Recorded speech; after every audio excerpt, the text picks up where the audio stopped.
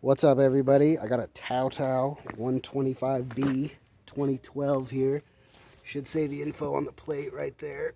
And right now it won't start, and it's because of this fuse right here. This fuse controls the back brake light.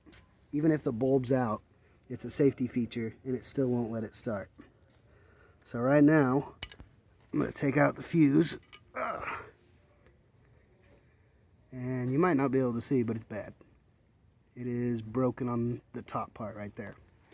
So now I'm going to put in a new one, and this thing's going to start right up.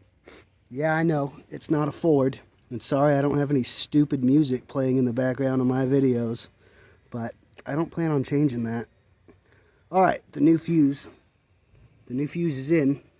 That's a good one. This thing should start right up. I actually had it started earlier, so I know it's going to start right up.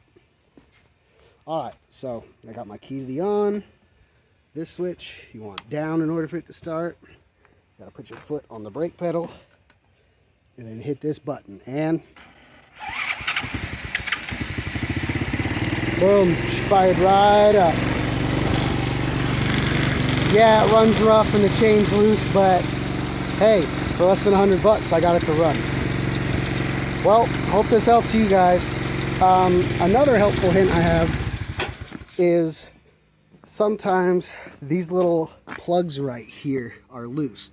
I have to jiggle mine all the time. See right here, there's this one, there's another one right here, boom, right past the fuse, and there's another one right there. Sometimes just pinch those together to make sure that the connection's good, and then you'll start right up. Also, this one didn't come with the little valve to close the fuel off. It's gravity fed, so if you just let it go, your carburetor's going to overflow and be dripping fuel out everywhere. So I highly recommend you get one of those. Hope this helps. Another tip is make sure this is pressed in.